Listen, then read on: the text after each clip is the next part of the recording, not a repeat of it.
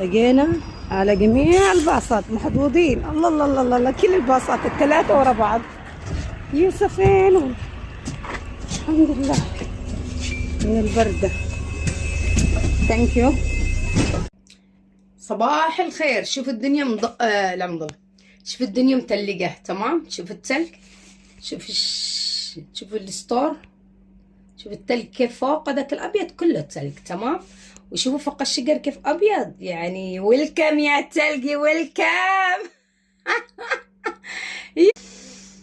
مش عارفة يعني ويلكم انك تصوروا قطع. شوفوا هالدنيا كيف. لو تشوف جنون البرد قطعت الورد. وشوف الشمس جاية يا حبيبي يا شمس، لا لا لا تغيبي. وامشي الربط حق الفلاور. ها شوفوا كيف. استمتعي بالمنظر ايها المرأة الجميلة. شوفوا كيف احافظ على عيونكم. شوفوا عملت دي هنا كده مع بعض، وهنا الصفرة مع الصفرة سقيتهم الميلي كام مسقيهم. شوفي احافظ على مشاعرك ونظرك من الالوان الحلوة دي.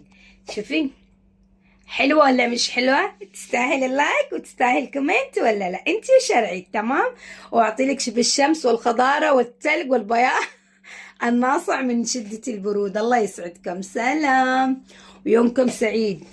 اهم شيء اشربي الدافئ المي. حبيبة قلبي اللي تتابعيني، عادني امس كلمتك. قرفة، قرنفل، اي حاجة ابدعوا الصباح عشان بطنكم يا جماعة تصير رطبة.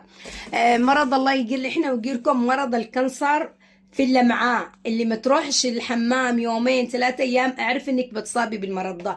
ربي ان شاء الله لا يصيبنا ولا يصيبك. اشربي لك الصباح مي دافئ حتى صافي لمدة ساعة وبعدين خلاص. عشان تصفي معدتك. تخيلي لما تحط الرابش اكتر من يوم يومين يعفن الريحة صح؟ ما بالك دي بطنك لازم تصفين تمام.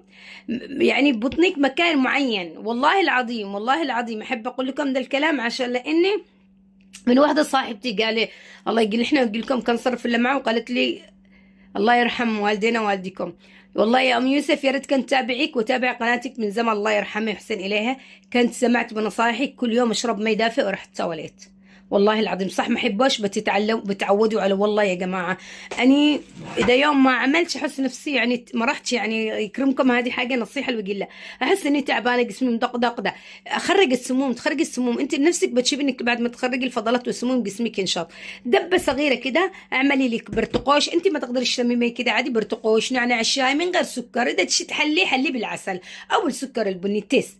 بس شوفي والله بتدعي لي الكرش بيروح، الانتفاخات بتضعفي، بتخسي، بتنزلي الكوليسترول بالماء الدافئ. والله في فوائد كتير.